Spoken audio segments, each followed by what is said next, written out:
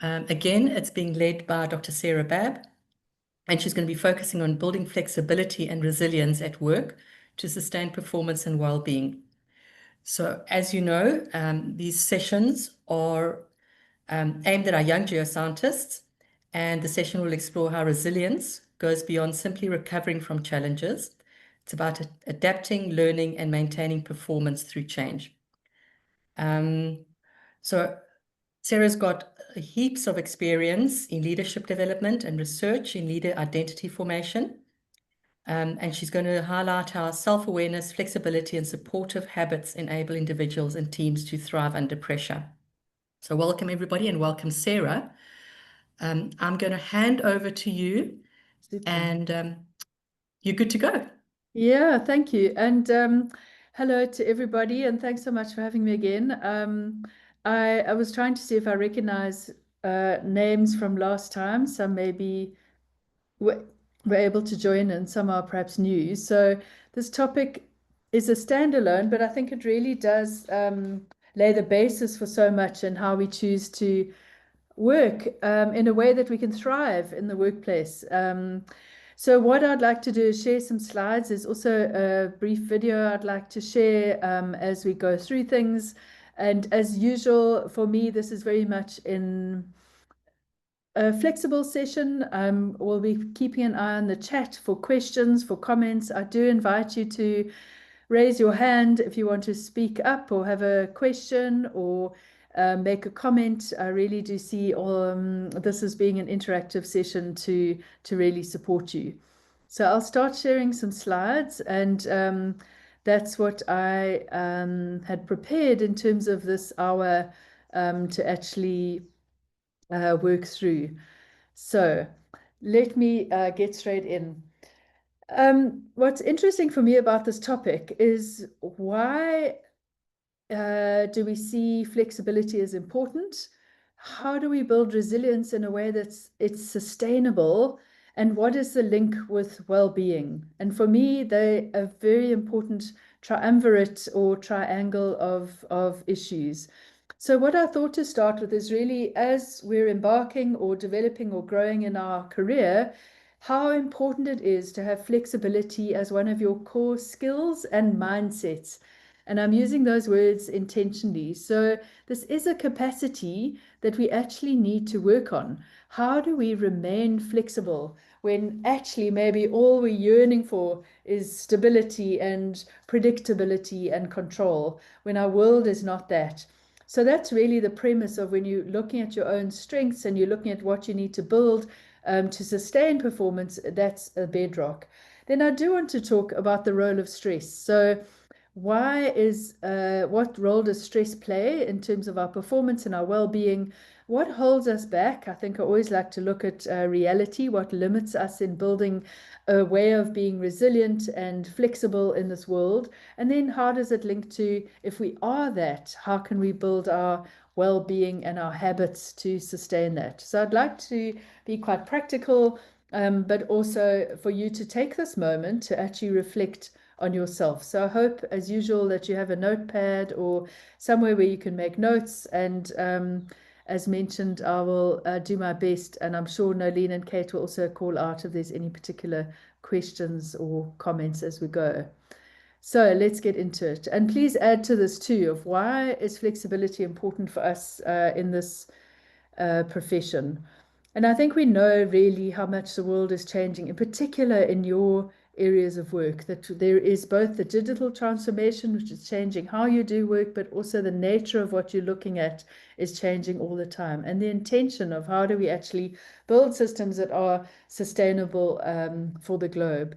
And of course, you've got the globalization and the impact of one part of the world or the other will really be quite great in terms of both your collaboration opportunities, the technology, the resources you use, the pressures, whether it's regulatory or legislative, in terms of some of the work you're doing. And of course, the flexibility in terms of your career pathway is really different these days, that we have a mosaic of careers as opposed to one set pathway.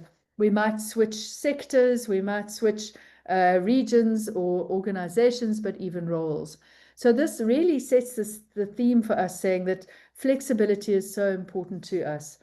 And that we need to check in terms of our own progression. And we'll touch more on this on the next session in terms of future fit skills. But just for now, to plant the seed of, in this environment of volatility, of uncertainty, of change, we need to make sure that we have those skills to adapt, to be flexible, to continue growing and learning, which we touched on in the last session as well. So for us to be relevant, for us to be able to be proactive, we can really try and bed down this capacity of being adaptive, of being flexible. And that we'll unpack a bit more of what that means. But flexibility, as I said, is, we might say, yes, every day I'm flexible. I might take a different route to work, or I might adapt to being online or in office or using one technology to another. But flexibility is also that mindset of adaptability. Do I find that at times I'm quite rigid and I want to stick to a script, or am I adaptable in terms of being open to experimenting, open to exploring, open to growing, and open to changing? That's really what we want to bed down, because that'll build you in your profession and almost future-proof you in your roles going forward. So let's unpack a little bit of what underpins the flexibility. So in all the work I've done working with individuals, with organizations through change, I've really come to see that these are quite different abilities, and both are important. So resilience, I've no doubt you have got heaps and heaps of resilience. You've managed to work through qualifications, you've worked through career development, and resilience is really the notion of, can you bounce back if something doesn't work, or you're still learning, or you're trying something new, or it feels awkward initially, but perhaps you've then said, okay, now I can pull myself up, I can do it better, I keep going, I stick it out, right? So resilience is that ability to bounce back, where you are flexible, you have a quick recovery, and you learn from the challenge. But flexibility, if you're only relying on flexibility, it can be quite exhausting, because every time you've got to sort of pull yourself up by the bootstraps, give yourself a pep talk, dust yourself off, keep going. Very important. But there's a notion beyond that that actually is about, how do we sustain this ability to keep going? And that's called grit. Now, Angela Duckworth, Dr. Angela Duckworth, is the expert on grit, and you can look her up and follow her. And even maybe as a follow-up, I'll just make a note to send some links for Angela Duckworth's work. And she did so much research around, how is it that you might have two of the best performers? She looked at Sandringham, she looked at teachers, she looked at industry leaders, she looks at sports leaders, she looks at even like spelling bee contestants. You know, she looked at such a range of what is it that enables people to keep performing. And why is it, for example, that you, in the American SEALs, for example, if you can have the most elite athletes, you can have the most determined people, you can have the most focused, conscientious people, but why is it that you can almost predict some that'll survive and some that won't? And the notion of grit that she got to is, those that make it through are the ones that don't only have perseverance, but they've got passion. They know why they are doing something. They know what they are going for. They've got a sense of the longer term goal that they're actually wanting to achieve. And if you have that, and think about what you've done in your life and what you've achieved, when you've had that clear sense of, I know why I'm doing this, it gives you that extra energy, motivation, oomph, drive that keeps you sustaining your performance. So this is really a point I'd like you to pause on and make a note on, and just say, can I keep reflecting on, what is my why? What is my why? Why am I doing this? And perhaps it is about learning, perhaps it is about career progression, perhaps it is about contributing to the field, perhaps it is about building a better environment for your family or future family, or maybe it is about earning money. I'm not sure what your why is, but if you know it, then that really is something. It helps you get over and to put the little bumps into perspective, because no journey is linear or consistent or predictable. I think we know that too. But what keeps you going is you've got a sense of, why am I doing this?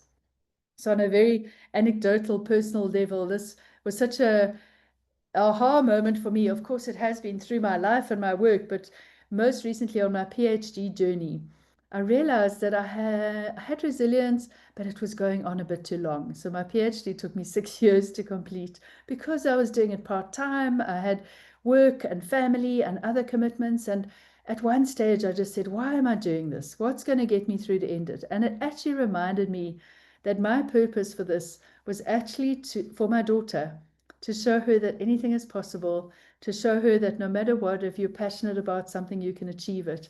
And I had such a strong vision of standing on that graduation hall in the university, of being donned and given your title, of seeing her in the audience, feeling very proud of me. Very personal passion. And I actually had a fractured ankle. I sat down, I worked, got a desk for my bed, and I finished my PhD. And sure enough, the September of that year, I walked across the stage. She was there with friends and family, and she'd actually made a sign saying, I'm so proud of you, Mummy. Just bring tears to my eyes. But for me, it was such an important thing to tap what will get me over the line and keep me going. So take a moment, reflect on the why this is so important, because flexibility isn't just a response like, oh, I can solve that problem, I can find a new route, I can find a solution to this work problem. It's actually a mindset and a way of life, of actually saying there's always something bigger in this. There's a bigger purpose. There's a deeper why that'll keep you sustaining and resilient on the journey. So with that in mind, what I'd like to look at then is, if we have a fixed mindset, if we have the opposite, we're actually limiting our ability to grow and learn and reach greater heights. And if we have this fixed mindset, we actually find that we have a heightened sense of stress. Every time we get buffered, we'll feel stressed because we don't have a sense of that I can do it, that I can learn, that there's a bigger purpose, that it's okay. And we also then have an inability to cope with these demands and these challenges that are going to keep coming, because this world is certainly, in fact, they call it brittle and anxious. And there's a new term of replacing VUCA, that it is really a case of how do we navigate this? So please feel free to type in the chat or comment if you have a sense of what holds you back from being having flexibility, resilience, and grit.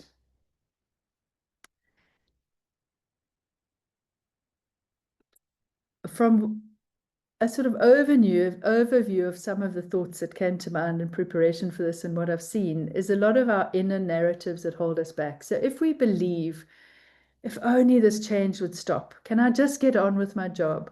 Why do things have to keep changing? If we have that narrative inside us, and every time that there's actually a change, we're going to feel stressed by it. Or if we think, I'm fine, I can just keep going, I have to keep going, then we're also almost falsely drawing on maybe what is a limited capacity of energy and focus. So we need to balance it. How do we feel strong inside that we can sustain this, not that we have to just keep drawing on repleted resources. We might have an inner narrative that says, I have to get it right, I must know, I can't be wrong, I might look like I've failed. Then that also is a belief that stops you from learning and growing and actually being open to saying, I don't know, or I think this, can we learn more, can we try that? So this is also something for you to check, of which of these beliefs keep driving some of what holds you back in terms of being more flexible and resilient.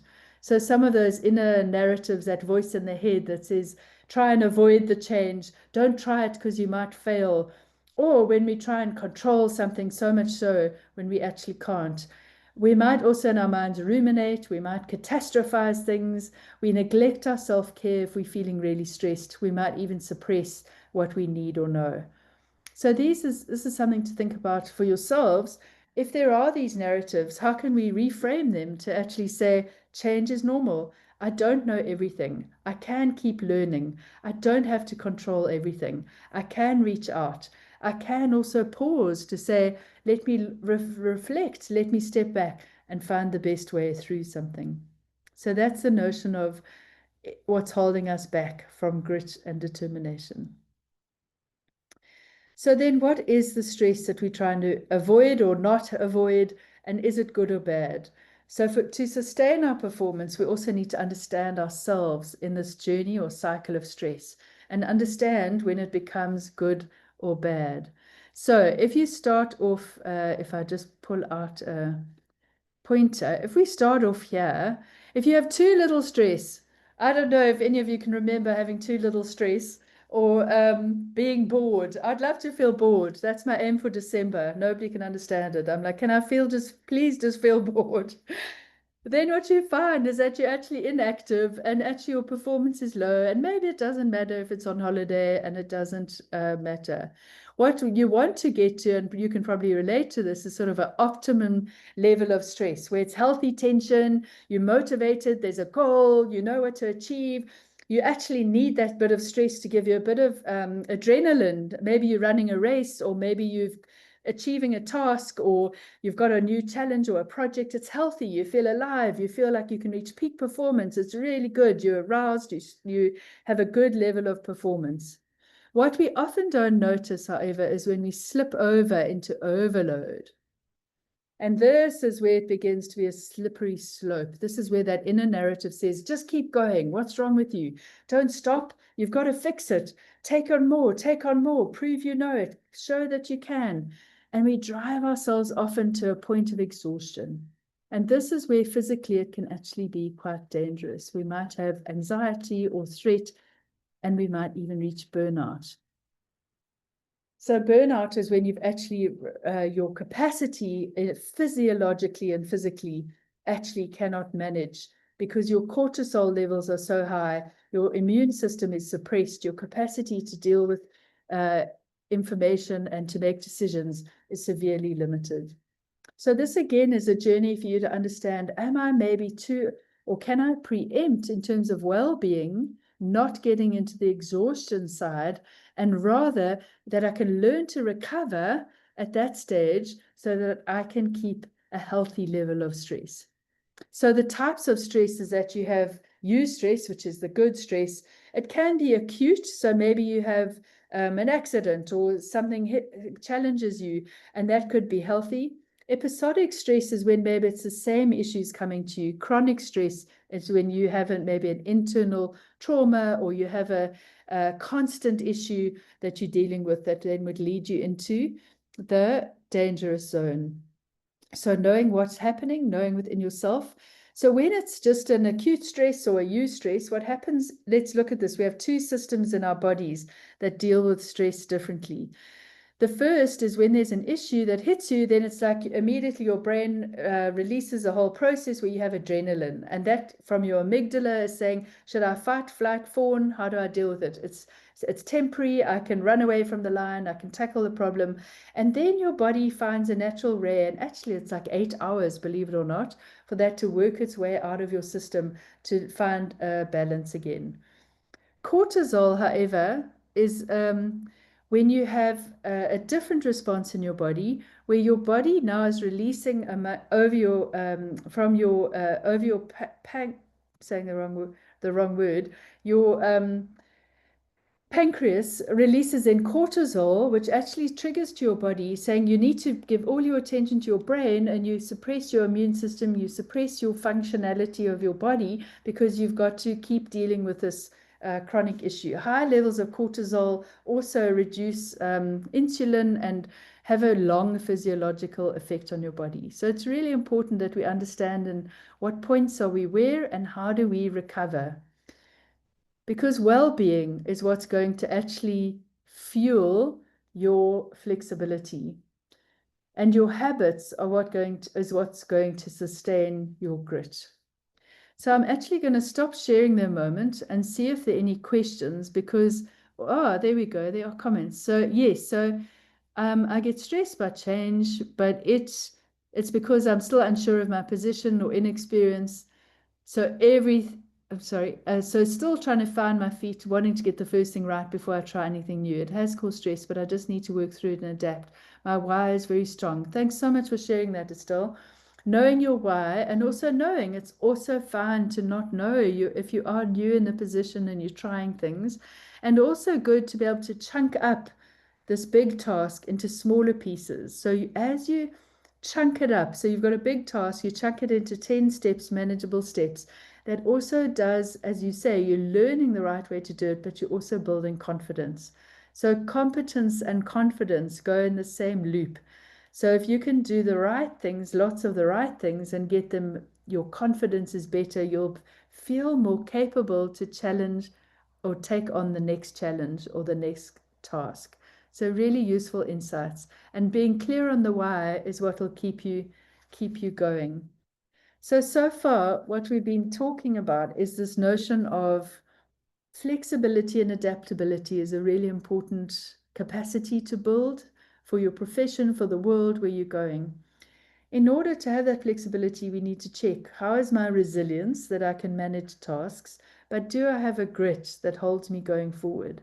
And if you have that, that can help you manage stress and help you manage your well-being. So I wanted to show you this video. I'm just going to switch to sharing that, which is a nice way of understanding the link between this and some of the habits that you can start building around well-being. So this is a TED Talk, and just let me get it going, and then if you could let me know if you can all hear the sound, and I'm going to put that on a bigger screen, if I can just get to it. And let's check if the sound comes through. Have you ever felt like... Can you hear that? Maybe just a thumbs up or something would be helpful. Okay, so here we go. Let's see. a failure? Like it was an irreversible character flaw. Like no matter what you did, you would never be smart like that smart kid, or perfect like that type A colleague of yours who just seems to be operating in a different league. These people were just built different. I don't blame you. We live in a deterministic world where attributes like intelligence, aptitude, amongst other cerebral qualities, are deemed as permanent outcomes. Complete determinants of who you are, who you ought to be, and your value as an individual. All deemed by a test score, a statistic, a number.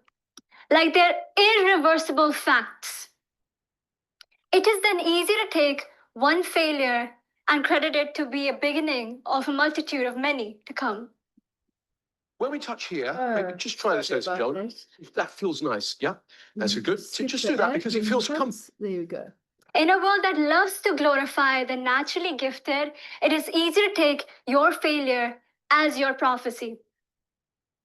It makes attributes like intelligence highly desirable and unattainable at the same time. Today, I want to challenge this idea. This idea of blind talent. I want to emphasize that failure amongst cerebral attributes like intelligence are not permanent outcomes. And they are certainly not the only determinants of success. But you know what is the common denominator? Grit and neuroplasticity. Neuroplasticity is the brain's ability to change and rewire itself in response to new experiences. It is the brain's ability to create new neural networks and adapt to change. For shorts, everything is transient. And if you just keep at it and work hard, things will work out. This is not some Instagram quote I'm throwing at you. I got neuroscience with me. I know a smart audience like yourself will accept nothing less. I have always struggled with this idea of neuroplasticity. I've wondered. It first started as a distraction to my perpetual loneliness. The loneliness I felt as the new kid on the block. I had moved schools every year from age 10 to 18. It was all incredibly hard. Whether it was rebuilding my social ecosystems, learning to acclimate to new environments, cultural nuances, being the odd one out in a 90% Caucasian room, it was all difficult. But these were formative years, and they taught me a lot of lessons. But the most important lesson of all was one in grit and trusting the power of change and persistence. It also made me realize that failure, in fact, is not a permanent outcome. And with consistent effort, we can quite literally rewire our brains. So join me as I share this story. So we had moved again, and I found myself in a high-stakes situation. I was required to prepare for the 10th grade national board exams in India. It was high stakes, not due to its national stature, but because what had taken my peers 2 years to master, I had to prepare in just short of 3 months. My peers, teachers deemed it to be an impossible task. Had I failed to score competitively, I would be denied admission in 11th and 12th grade in any school in India. 10th grade is quite deterministic. So, with no help, no guidance, and no tutors, I took my first set of midterms, just 2 weeks short of stepping foot on campus. I failed. I was in quite the sink or swim situation, and had I listened to the conditioning around me, I was sinking. But I would go back to my mother's advice. She would say, Naomi, the harder things you do, the stronger your mind becomes. It wasn't until much later I would realize the neuroscientific truth behind this advice. She was right. Adapting to new experiences, new people, and constant change, making the hard decisions would quite literally change my brain's morphology. Doing the hard thing doesn't just build resilience, it builds compounding resilience, or what we call grit and tenacity in the neuroscientific community. Tenacity strengthens our neural networks and prepares us for greater challenges. Let's take a deep dive into what happens when we make that tough decision. How does our brain react? When we step right in the middle of chaos and hold tight just a little bit longer. One key brain area involved in this process is the anterior midcingulate cortex, or what we call the AMCC. It is associated with grit, persistence, and long-term health benefits. Studies show that individuals with higher levels of grit have a thicker AMCC and have healthier outcomes. They're also more likely to succeed in life. Not only this, it has tangible health benefits like lower risk of Alzheimer's, apathy, and other symptoms related to neurological illnesses. So it turns out, making that hard decision has tangible outcomes. So here I am, busting myth one. But first, I'll go back to my mother's advice. She said, the harder things you do, the stronger your mind becomes. So here I am, busting myth one. The one about blind talent, or that feeling of, I will never be smart enough. With consistent effort and persistence, we can quite literally rewire our brains. Our brains are neuroplastic. So, I did just that. I persisted. I still remember the feeling and contrast between my first day in advanced math and how I felt when I stepped foot outside of that final exam room. To many people's surprise, even my own parents, I ended up scoring in the top 10 percentile of my cohort. And I did exceptionally well in future courses. The common denominator is not intelligence, aptitude. It is grit and the power of persistence and change, sticking it through.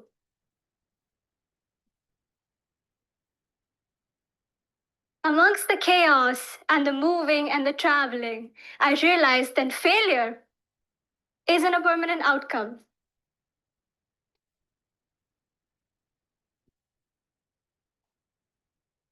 I also realized the truth to having a growth mindset.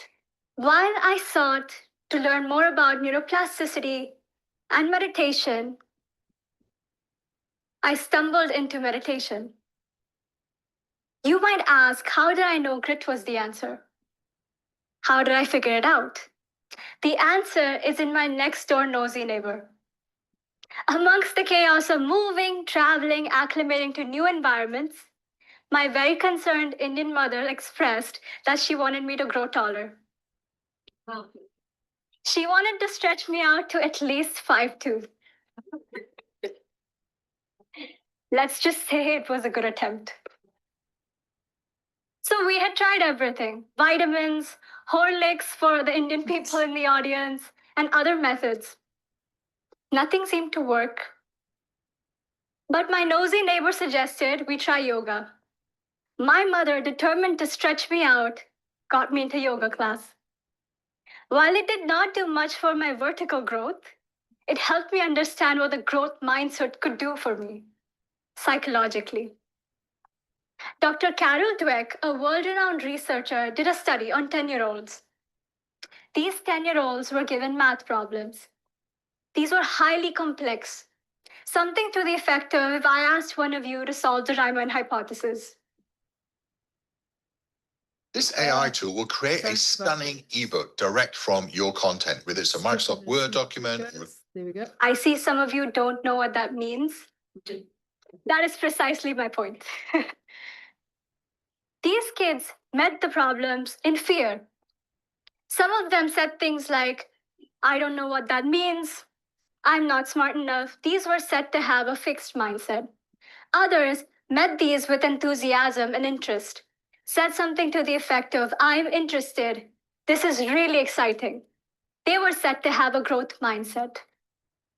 Results showed that individuals with the growth mindset had higher levels of brain activity and did substantially better compared to their fixed mindset peers. It matters how we talk to ourselves. It matters what we think and how we say it in the middle of chaos. The answer is in not some ideology, but our inner dialogue. So, amongst learning more about neuroplasticity, the growth mindset, I found myself loving meditation. What started as a simple breathwork technique would then evolve into an 11-year mindfulness practice I would practice every day.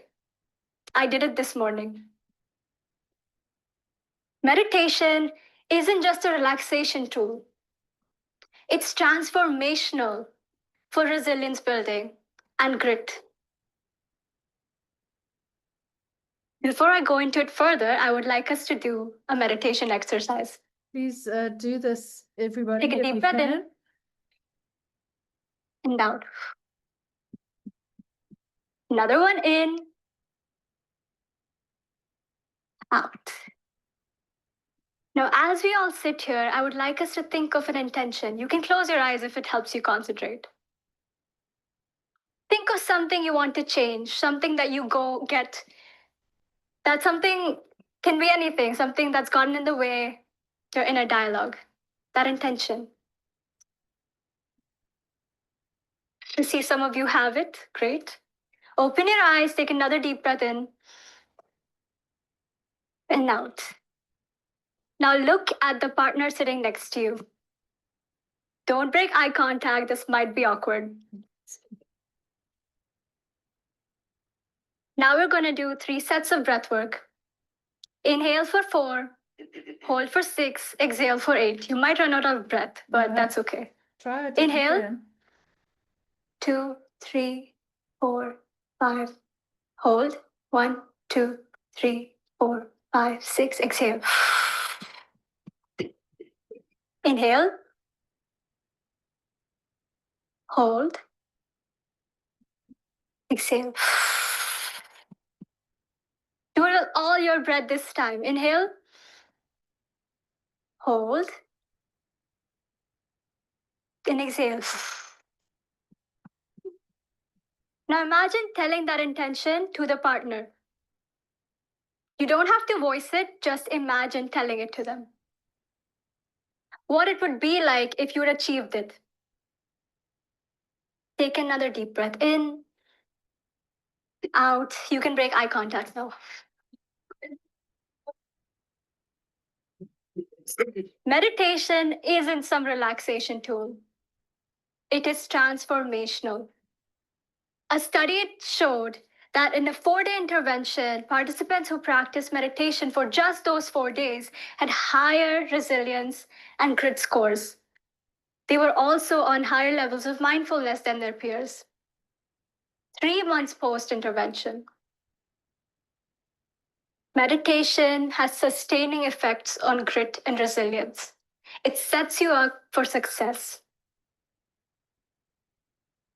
Dear audience, go back to your intention.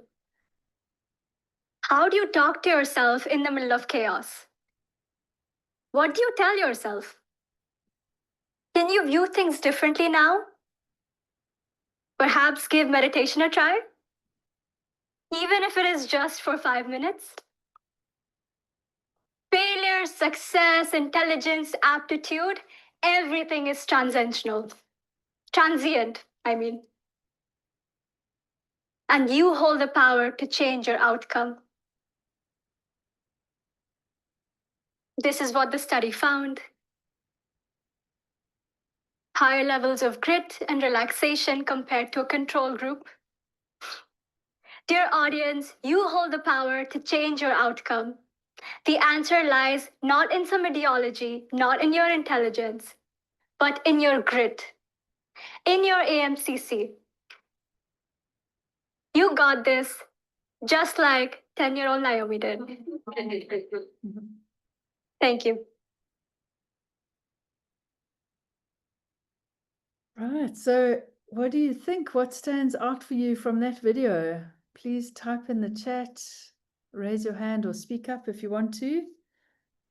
And what is the link between resilience and your well-being? Because that's what we're getting to. So we understand also the inner narrative of what holds us back from being able to be flexible, being able to be resilient. And what is the link with grit in terms of continued perseverance? What are your thoughts? What stood out for you? What is helpful? What are you curious about?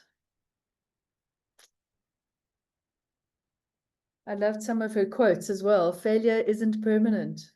Or how do you talk to yourself in the middle of chaos? You know, if we find that ability to pause, press pause of the inner dialogue, how much more clearly or how much more clarity we can get to find a good solution and way forward. Any thoughts on that video before I move on?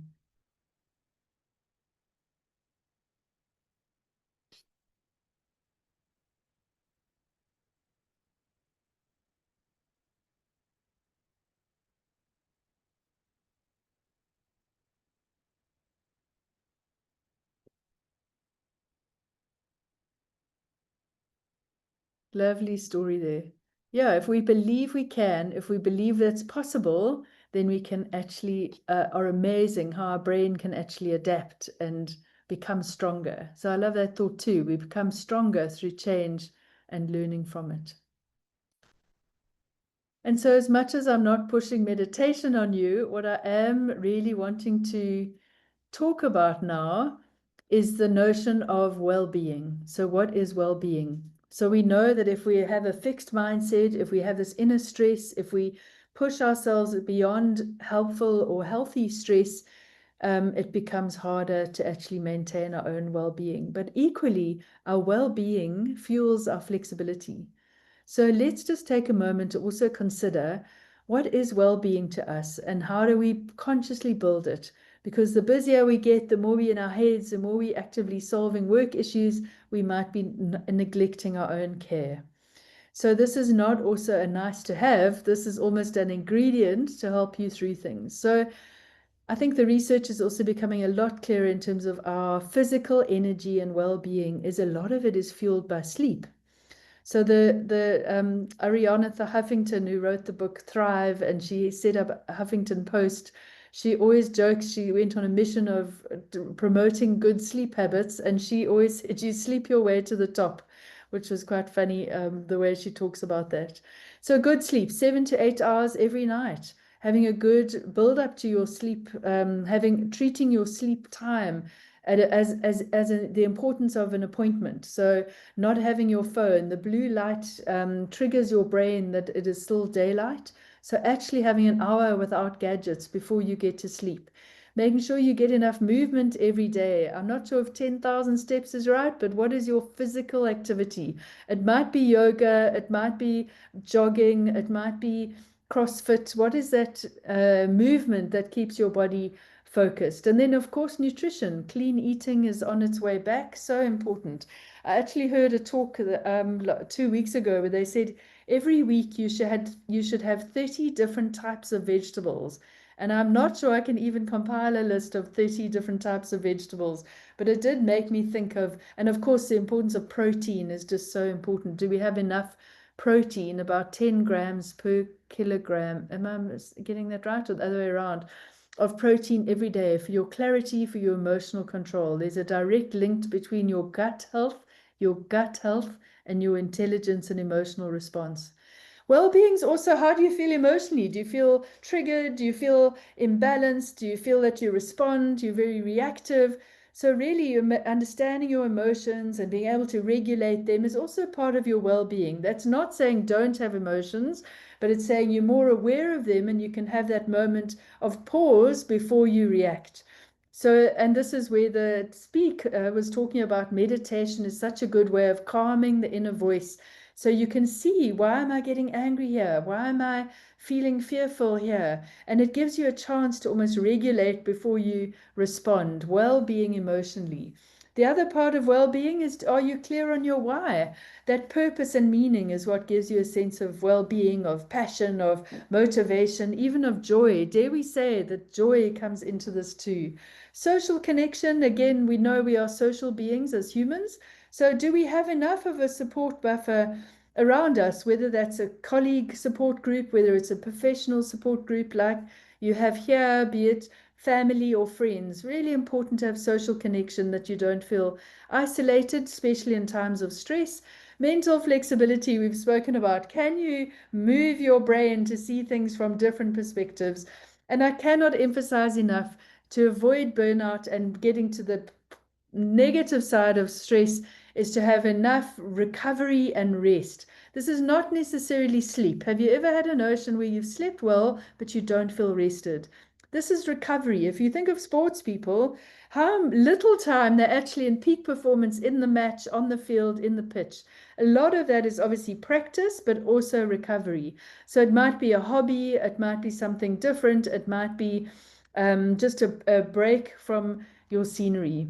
So make sure you've got a sense of taking care. Self-compassion is actually your number one ingredient. If you're feeling well and healthy, so you can manage buffer the stress, you can keep going, and you can find that you've got energy, because essentially flexibility takes energy, and so your well-being is what fuels it. How do you make sure that you're feeling well, that you're feeling energized, replenished, able to have a vitality and a focus each day? Is really about those habits that you might want to introduce for your own well-being.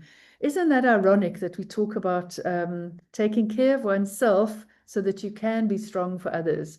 It's a bit like in the airplane when they say make sure that parents put on the air mask before they give it to their children. This is really about you making sure that you have habits that sustain you. So what are some of those habits? And please feel free to add if there are any that you want to add to this. But they say, from a brain functioning point of view, what they found in neuroscience, those few minutes just after you've woken up actually almost set the wiring for your brain.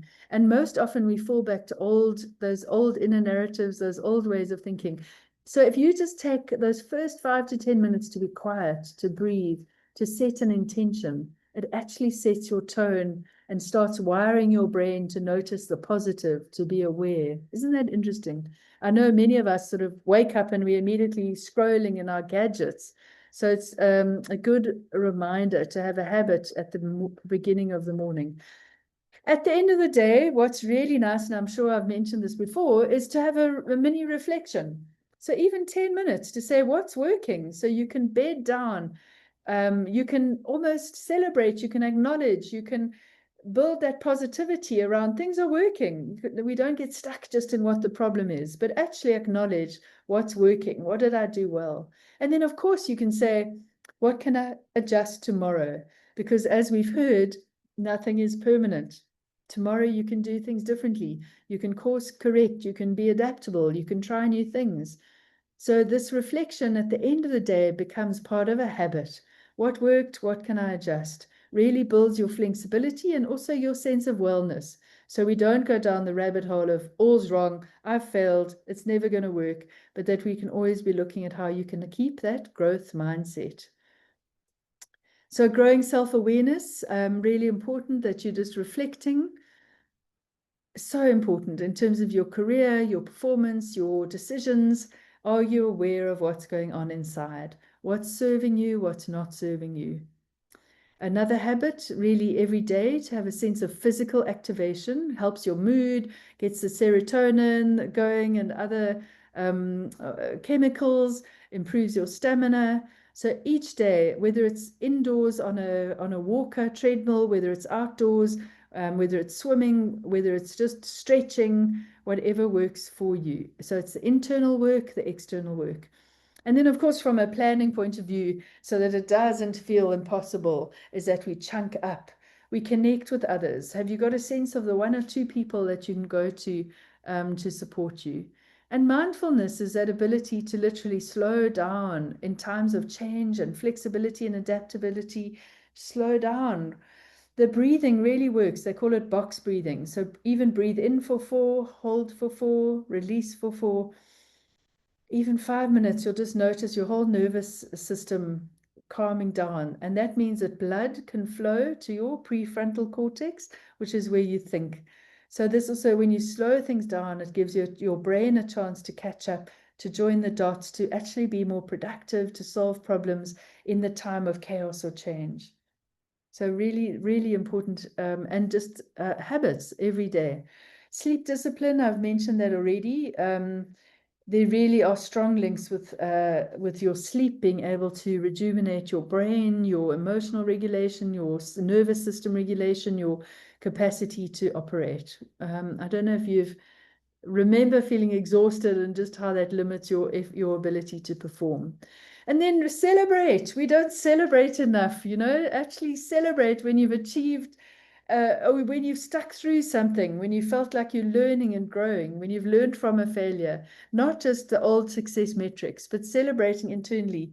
And then from a brain science point of view, gratitude is what lights up the brain and shifts you out of negativity. Isn't that amazing? So if you are journaling or reflecting, really bring in, what are you grateful for every day? I'm grateful for the warm air, we're moving into summer. I'm grateful for family. I'm grateful for today. I'm grateful for the opportunities I've had. Whatever it is, gratitude is such an important habit.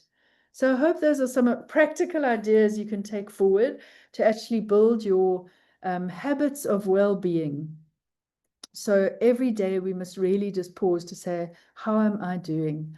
That's what's going to fuel your way forward.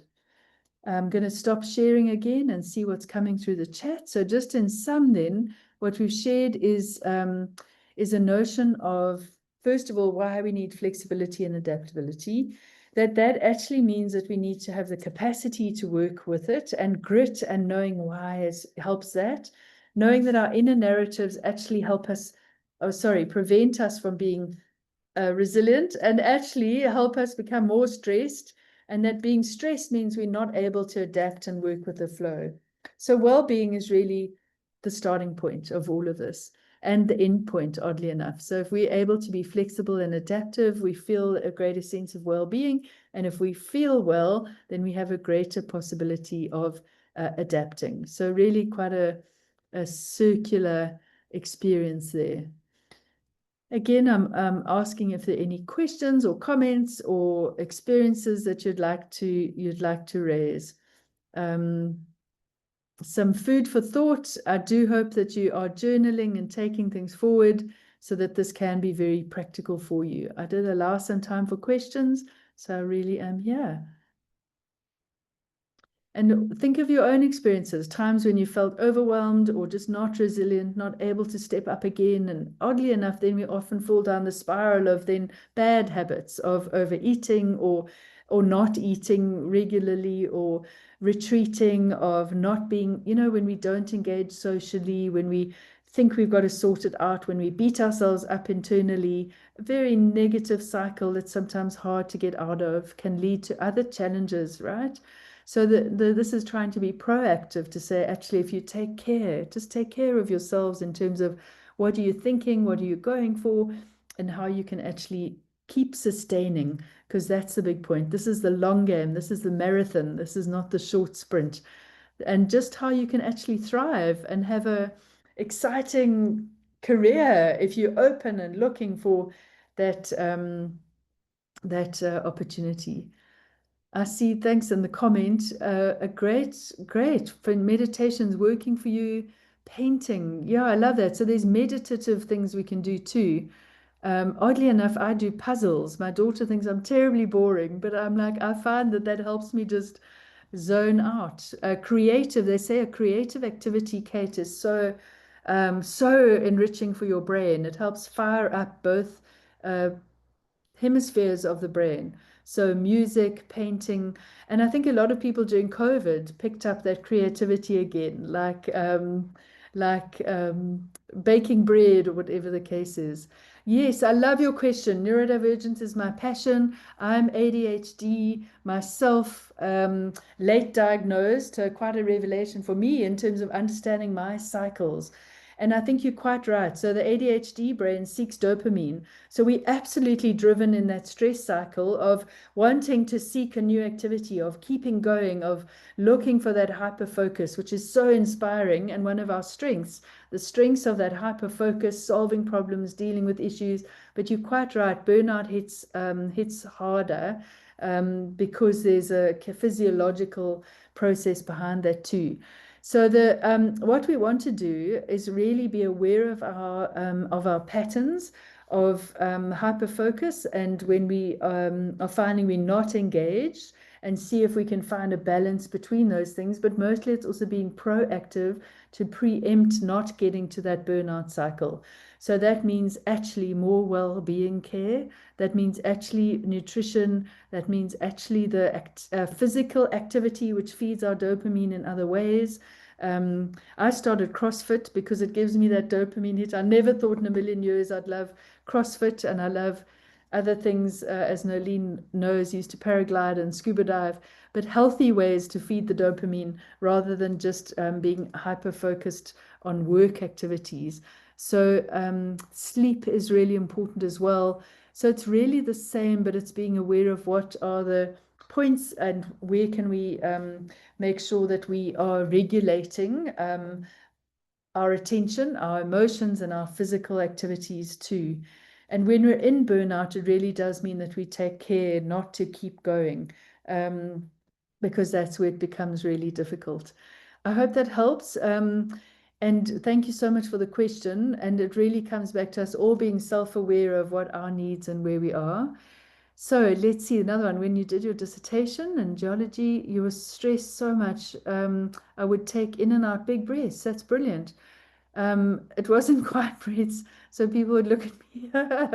It helped. It really helped. Thanks for sharing that, Michael. Breath work is the portal to your own physical body and your presence. I can't underestimate. We all think we breathe, but right now, if you actually closed your eyes and you just looked at your natural breath, most of us breathe very shallow.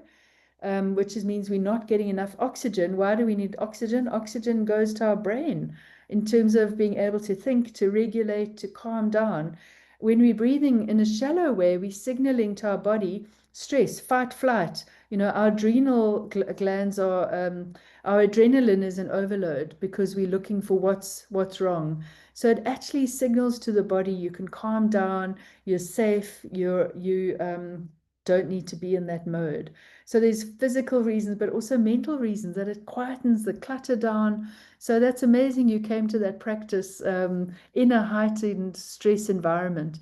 So really, and you can do it in meetings, and they could be quiet, I guess, or even go away step away to the bathroom and just sit there and go, And the box breathing just forces you to breathe deeper.